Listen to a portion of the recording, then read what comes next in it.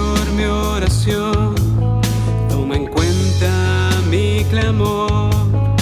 Mi Rey, mi Dios, presta atención, porque a ti dirijo mi canción. Por la mañana escucharás mi voz, me presentaré ante ti. Guíame, Señor, en justicia y endereza tu camino delante de mí. Alégrense los que en ti confían, que vivan felices los que aman tu nombre. Tú, Señor, bendices al hombre justo, con tu favor lo rodeas como escudo.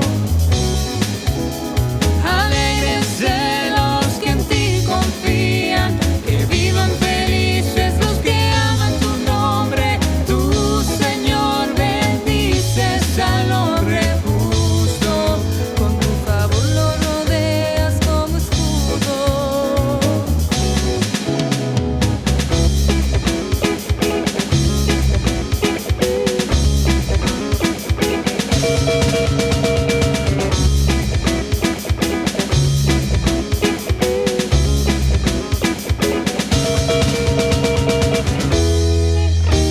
Escucha, Señor, mi oración, toma en cuenta mi clamor. Mi Rey, mi Dios, presta atención, porque a ti dirijo mi canción. Por la mañana escucharás mi voz, me presentaré ante ti. Guíame, Señor, en justicia y endereza tu camino delante de mí. Alégrense los que en ti confían, que vivan felices los que aman tu nombre. Tú, Señor, bendices al hombre justo, con tu favor lo rodeas como escudo. Alégrense los que en ti confían, que vivan felices los que aman tu nombre. Tú, Señor, bendices al hombre justo, con tu favor lo rodeas como escudo.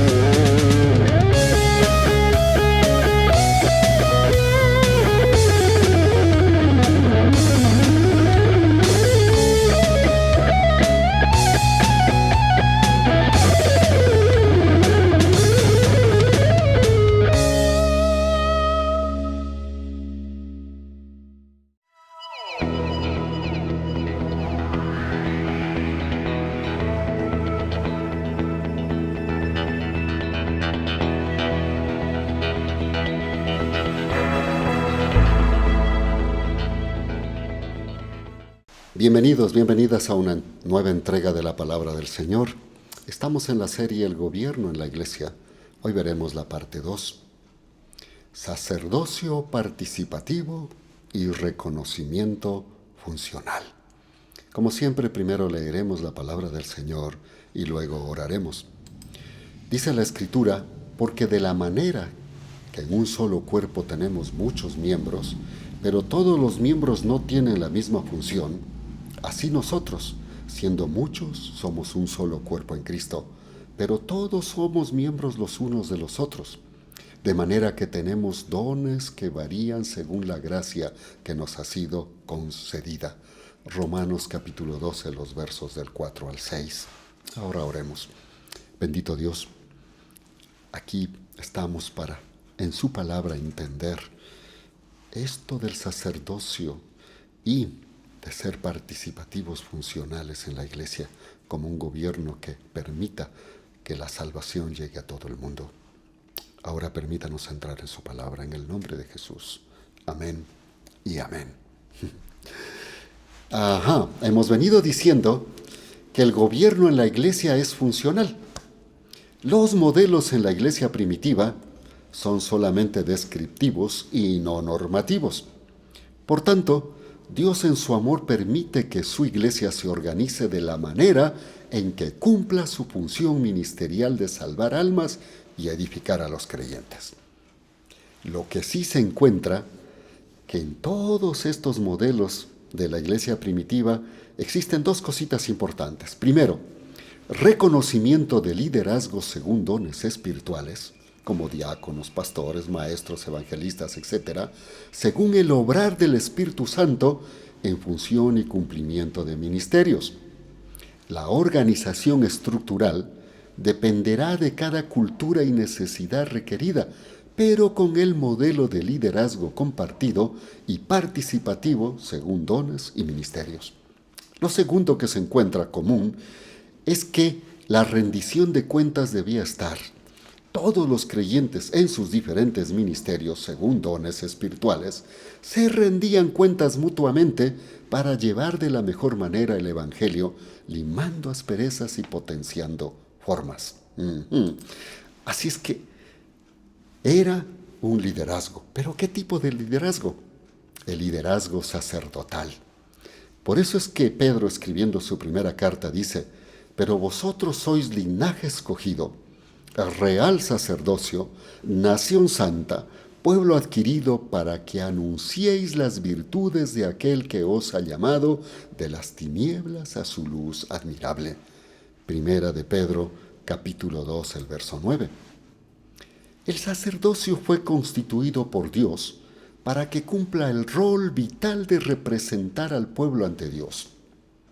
Su papel era el de ejercer ante el pueblo el servicio de llevar el reconocimiento del pecado y ofrecer los sacrificios ordenados por Dios como sustitutos temporales para seguir viviendo, porque la paga del pecado es muerte, dice Romanos 6:23. Así es que Dios proveyó el sacerdocio para que cumpliera este ministerio. Durante el tiempo de los patriarcas, quienes eran las cabezas de familia y tribus, desempeñaban funciones sacerdotales, como Noé, por ejemplo. Dice la Escritura: entonces Noé edificó un altar a Jehová, y tomando de todo cuadrúpedo limpio y de toda ave limpia, ofreció holocausto sobre el altar. Génesis 8:20. Abraham también, dice la Escritura: y se apareció Jehová a Abraham y le dijo: a tu descendencia daré esta tierra. Y él edificó allí un altar a Jehová, quien se le había aparecido. Génesis 26:25.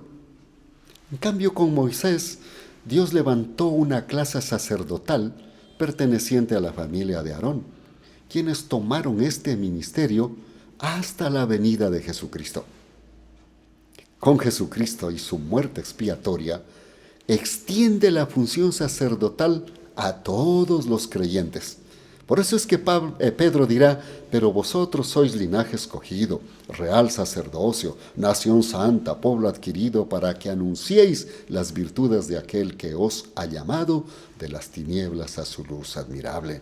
Primera de Pedro 2:9.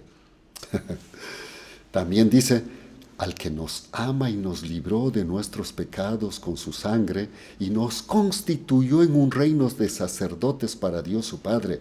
A él sea la gloria y el dominio para siempre jamás. Amén. Apocalipsis capítulo 1, los versos 5 al 6. Este logro de Jesucristo en la cruz para con los que creen por la fe y llegan a ser hijos e hijas de Dios es el fundamento bíblico del gobierno de responsabilidad compartida en la iglesia.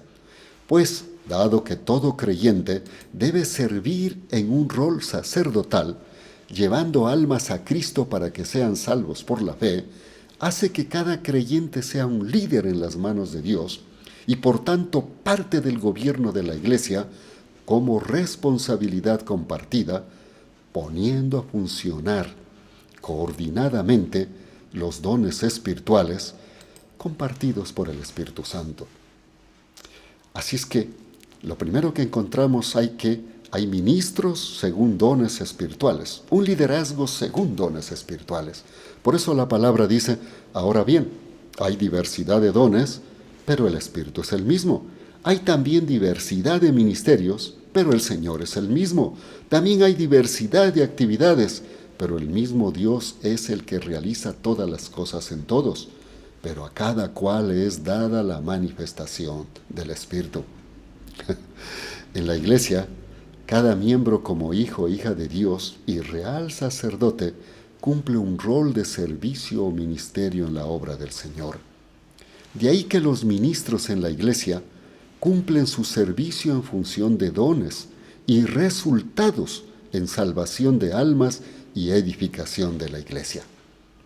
Por supuesto, la iglesia tiene que reconocer dentro de su gobierno funcional.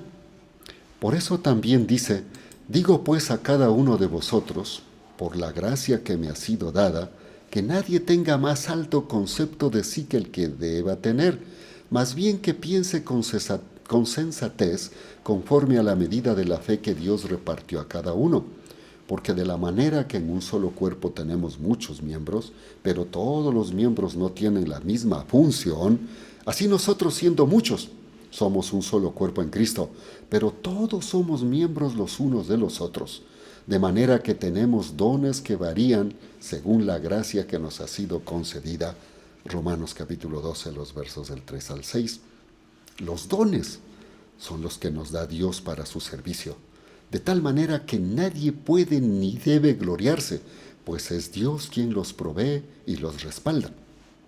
Más bien, cada creyente, como sacerdote y líder, debe tener un concepto de funcionalidad en la medida de la fe, mediante el don recibido para cumplir la misión salvífica de almas por la fe en Jesucristo.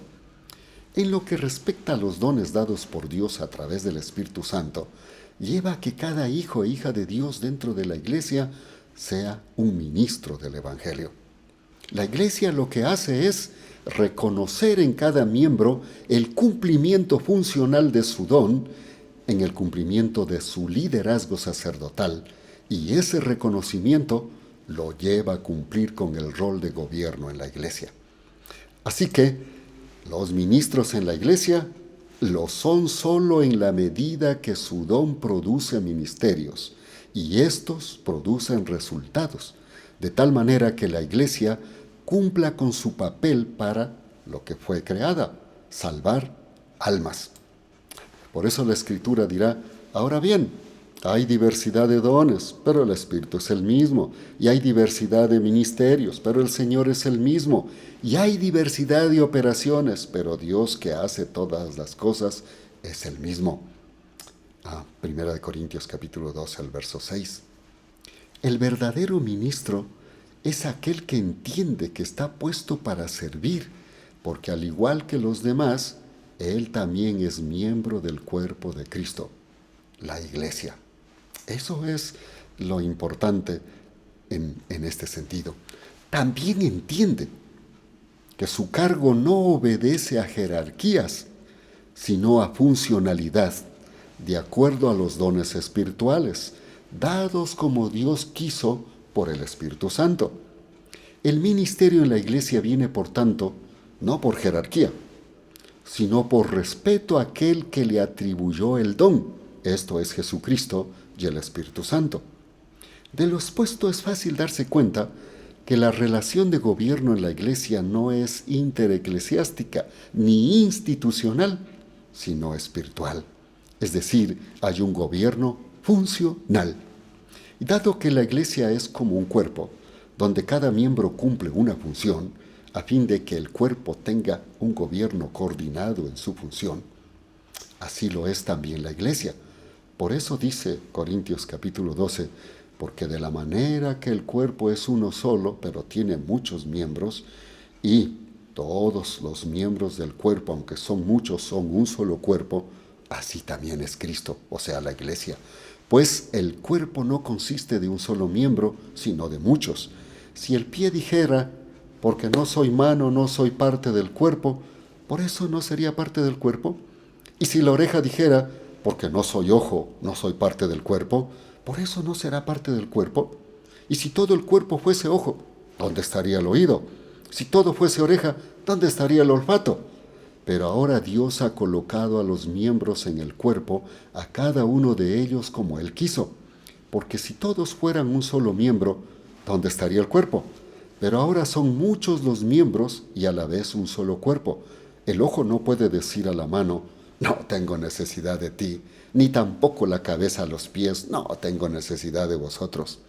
De manera que si un miembro padece, todos los miembros se conduelen con él. Y si un miembro recibe honra, todos los miembros se gozan con él. Ahora bien, vosotros sois el cuerpo de Cristo y miembros suyos individualmente.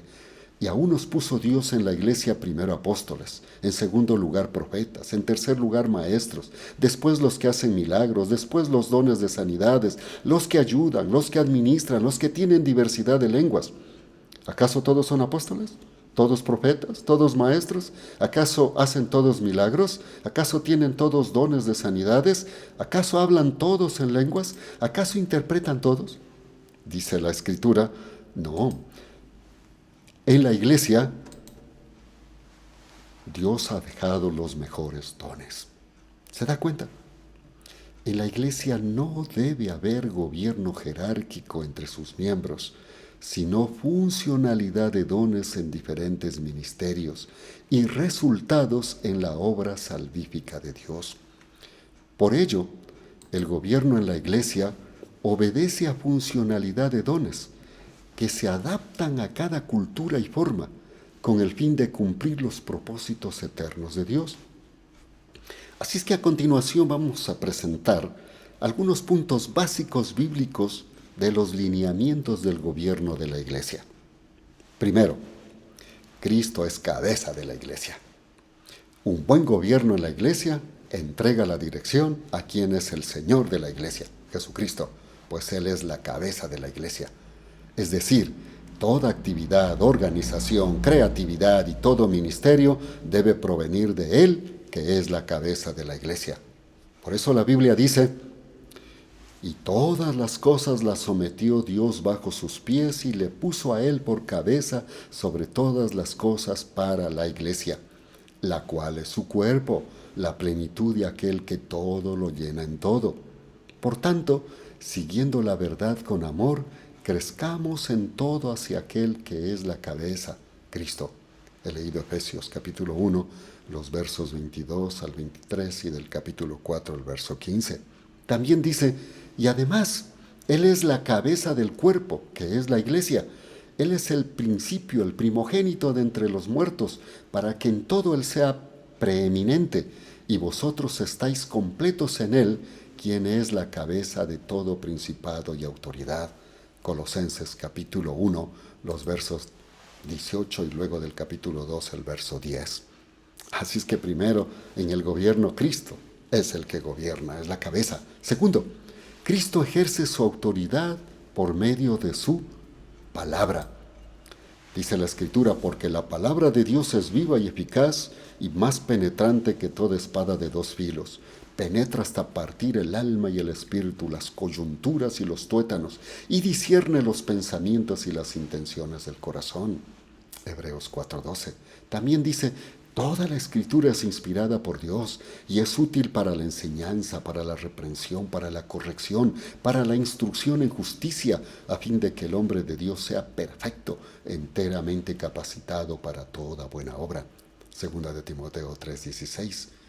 La palabra de Dios es entonces la única regla de fe y vida para la iglesia y el cristiano. Así como Cristo es el único gobernante soberano, la cabeza de la iglesia, también su palabra, la Biblia, es la única regla de fe en el sentido absoluto. Por tanto, la palabra de Dios ha de ser la palabra de la iglesia, nunca lo contrario. Y ningún magisterio de la iglesia, por más buenos teólogos que tenga, puede contradecir a las Escrituras. Por tanto, todo lo que se escriba, se diga, se predique sobre las Escrituras es revisable. Lo que no es revisable es la Escritura misma en su original. Por tanto, en la iglesia no debe haber gobierno coercitivo, como lo existe en los gobiernos de la tierra. No, En la iglesia Cristo gobierna subjetivamente por medio del Espíritu Santo y objetivamente por medio de su palabra. O como diría, porque todos los que son guiados por el Espíritu de Dios, estos son hijos de Dios. Romanos capítulo 8, el verso 14. Una tercera, la unidad de la iglesia es la unidad en Cristo. Dice la Escritura, sino que, siguiendo la verdad con amor, crezcamos en todo hacia aquel que es la cabeza, Cristo. De parte de él todo el cuerpo, bien concertado y entrelazado por la cohesión que aportan todas las coyunturas, recibe su crecimiento de acuerdo con la actividad proporcionada a cada uno de los miembros para ir edificándose en amor. Efesios capítulo 4, los versos 15 y 16. ¿Sabe? El sistema lucha por mantener una unidad en aquello que les une como lucha común, o anhelan quien los una a la fuerza o coercitivamente por leyes. Pero la unidad de la iglesia no está fundamentada por la creación de una institución, o por una misma doctrina, ni una misma liturgia, ni ninguna otra actividad o necesidad, sino que esta unidad proviene de una persona, Cristo. Todos los miembros de la iglesia, los creyentes, deben estar unidos a Cristo por medio del Espíritu Santo, y esto se hace visible en la iglesia por medio del amor unos con otros, pues este y solo este es el vínculo perfecto. Por eso Jesús les dijo a sus discípulos, un mandamiento nuevo os doy, que os améis los unos a los otros, como yo os he amado, amaos también vosotros. En esto conocerán todos que sois mis discípulos, si tenéis amor los unos por los otros. Juan capítulo 13, los versos 34-35. El amor de Cristo nos une. Una cuarta, los pastores y ministros. En la iglesia los pastores y ministros no tienen jerarquía ontológica, sino autoridad únicamente funcional, y son espiritualmente iguales a todos los demás creyentes e iguales entre sí como ministros en cada don que le ha sido otorgado para la edificación de la iglesia.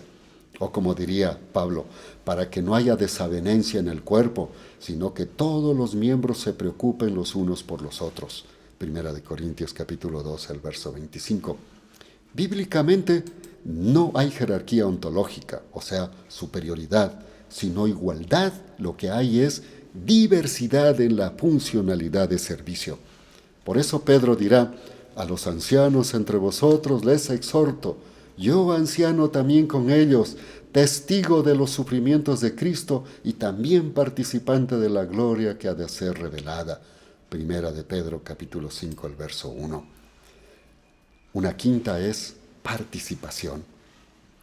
Todos los miembros tienen derecho a participar con su servicio, según su don, ya que todos somos universalmente reales sacerdotes. Por tanto, nuestra participación en la iglesia y su trabajo de gobierno es inherente a cada uno, como derecho y como deber. Por eso es que Pedro dice, pero vosotros sois linaje escogido, real sacerdocio, nación santa, pueblo adquirido, para que anunciéis las virtudes de aquel que os ha llamado de las tinieblas a su luz admirable. Primera de Pedro 2:9. También dice, porque de la manera que el cuerpo es uno solo y tiene muchos miembros, y que todos los miembros del cuerpo, aunque son muchos, son un solo cuerpo, así también es Cristo. Primera de Corintios capítulo 12, verso 12. Una sexta, administración. Dice la Escritura, y él mismo constituyó a unos apóstoles, a otros profetas, a otros evangelistas y a otros pastores y maestros. Escuche, a fin de capacitar a los santos para la obra del ministerio, para la edificación del cuerpo de Cristo. Efesios capítulo 4, los versos 11 y 12. La iglesia se administra entonces por pastores, ancianos, diáconos, etc., de acuerdo a su don y reconocimiento. No requiere de un edificio o institución. Bíblicamente cada iglesia, así sea una iglesia de hogar, de casita, está equipada por Cristo por completo en todo lo que requiere para su gobierno y no tiene absolutamente ninguna necesidad de gobierno que le sea impuesto desde afuera. Y una séptima, sostenimiento. ¿Cómo se sostiene? Por eso dice Pablo a los Corintios, y digo esto, el que siembra escasamente cosechará escasamente, y el que siembra con generosidad también con generosidad cosechará. Cada uno dé como propuso en su corazón. Segunda de Corintios 9, los versos 6 y 7. El sostenimiento de la obra de Dios lo hace Dios mismo por medio de todos los creyentes. Dios manifestó en tiempos de Ageo, al reconstruir el templo, mía es la plata y mío es el oro, dice Jehová de los ejércitos. Ageo 2:8. Dios es nuestro proveedor y sustentador. Él es quien nos da, porque, diría la Escritura, poderoso es Dios para hacer que abunde en vosotros toda gracia, a fin de que, teniendo siempre en todas las cosas todo lo suficiente, abundéis para toda buena obra, como está escrito, repartió, dio a los pobres, su justicia permanece para siempre. Segunda de Corintios 9:8. El ministerio de la Iglesia demanda recursos económicos, y el plan de Dios es que el ministerio de la Iglesia local sea financiado por lo que le pertenece a través de los miembros. La mayordomía implica más que la simple ofrenda de dinero. Es la manera adecuada de levantar, invertir y administrar los recursos financieros por parte de los miembros de la Iglesia, individual y colectivamente. La situación financiera de la Iglesia siempre debe ser la mejor posible, como testimonio al perdido, y los será de los mismos miembros que son fieles al dar, para que los fondos sean distribuidos con cuidado y en oración. El primer lugar ocupa la difusión del Evangelio en la salvación de las almas. Esto incluye el mantenimiento adecuado del local, de su pastor, de los medios y administrarlo todo en la Iglesia. Concluyamos. La Iglesia en su gobierno debe ser consustancial con la naturaleza misma de ella y a lo que fue llamada, esto es, a reflejar a Cristo en su sentido de salvación y de amor. Por tanto, la Iglesia como institución jamás podrá tomarse la atribución ni sustitución del verdadero gobernante de ella, la persona del Señor Jesucristo. Debemos tener claro que cada miembro, al tener a Cristo en su corazón, es primeramente miembro del cuerpo de Cristo, la Iglesia, mas nunca lo contrario. O sea, no puede decir que porque soy miembro soy de Cristo. No. Por tanto, el gobierno en su estructura debe ser vehículo para facilitar la dependencia de cada miembro con Dios, y este debe ser flexible, amplio y acomodarse a los factores espacio-temporales, de tal manera que se logre los propósitos eternos de Dios, salvar almas y la comunión de cada miembro con Cristo, que es lo mismo decir la comunión de la Iglesia con Cristo, dada su relación de dependencia total con el fin de cumplir su propósito para salvar almas. El creyente, al depender de Cristo, será un miembro activo en la Iglesia, madurando, enseñando, salvando almas y haciéndolas discípulos de Cristo. Note que lo relevante es lo espiritual. La forma debe ajustarse y echar raíces en la encarnación cultural de Cristo en cada pueblo, o nación o grupo. Queda claro que el gobierno de la Iglesia lo ejerce absolutamente Cristo y lo hace con el Espíritu Santo, su palabra escrita y los dones impartidos a cada creyente y colectivamente en la Iglesia.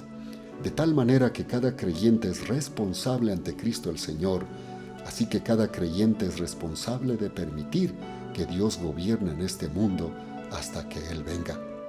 Debemos recordar las palabras del Padre nuestro: hágase tu voluntad, como en el cielo, así también en la tierra. Mateo 6:10. Usted y yo debemos reflexionar y venir ante aquel que es la cabeza, y con humildad iniciemos el verdadero gobierno de la Iglesia, esto es, tomando la responsabilidad en el cuerpo de Cristo, que es la Iglesia, según el don que el Espíritu Santo nos confirió para participar en ella con responsabilidad y rendición de cuentas mutua en su obra. Que así sea. Ahora oremos. Gracias, Señor, por su palabra. Ahora entendemos que cada creyente, hombre o mujer, somos responsables en el gobierno de la iglesia y que cada uno cumplimos funciones, jamás jerarquías ni puestos ontológicos de ley o de jerarquía. Más bien todos somos funcionales, como los miembros del cuerpo, y así se gobierna el cuerpo. Pero Cristo es la cabeza, el que dirige, el que señala y el que nos guía. Que esto entendamos bien y de aquí en adelante veamos una iglesia coordinada que tiene estructuras, sí, pero que todas esas estructuras, cualquiera que sea la forma en la que se haya organizado, fluyen para dar libertad a que el propósito de Dios de salvar almas y edificar los creyentes para salvar las almas sea una realidad. Que así sea en Jesús. Amén y amén. Muchísimas gracias. Ahora, pronto los invito a que esté de nuevo con otro mensaje. Hasta entonces, que Dios los bendiga.